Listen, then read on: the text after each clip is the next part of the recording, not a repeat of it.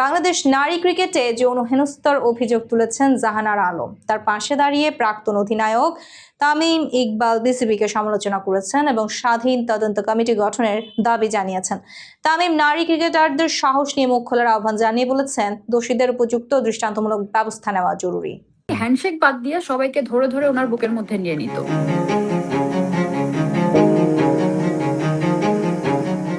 বাংলাদেশ নারী ক্রিকেট দলে যৌন হেনস্থার অভিযোগে ঝড় তুলেছেন জাহানারা আলম। এবার তার পক্ষেই সরব হলেন জাতীয় দলের সাবেক অধিনায়ক তামিম ইকবাল। সমাজ মাধ্যমে এক দীর্ঘ পোস্টে তামিম বাংলাদেশের ক্রিকেট বোর্ড বিসিবিকে কড়া ভাষায় সমালোচনা করেছেন এবং স্বাধীন তদন্ত কমিটি গঠনের দাবি জানিয়েছেন। তামিম লিখেছেন, জাহানারা আলমের অভিযোগগুলো অত্যন্ত গুরুতর। যদি এগুলো সত্যি হয় তা কোনোভাবেই গ্রহণযোগ্য নয়। নারী হোক বা পুরুষ, কোনো ক্রীড়াবিদের সঙ্গে এমন আচরণ বরদাস্ত করা যায় না।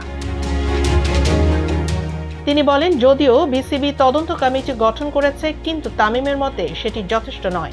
বরং জাতীয় ক্রীড়া পরিষদ বা সরকারি পর্যায়ে এমন একটি কমিটি হওয়া উচিত যেখানে বিসিবির কেউ থাকবে না, যেন তদন্ত নিরপেক্ষ হয়।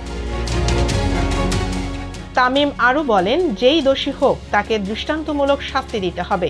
একই সঙ্গে তিনি নারী ক্রিকেটারদের অনুরোধ করেছেন, যারা কখনো হেনস্থার শিকার হয়েছেন তারা যেন সাহস নিয়ে মুখ খোলেন। কয়েকদিন আগে জাহানারা বর্তমান অধিনায়ক নিগার সুলতানা জ্যোতির বিরুদ্ধেও অভিযোগ তুলেছিলেন, যা বিসিবি উড়িয়ে দিয়েছিল। তামিমের মতে এমন গুরুতর অভিযোগ অবহেলা নয়, তদন্তের দাবি রাখে।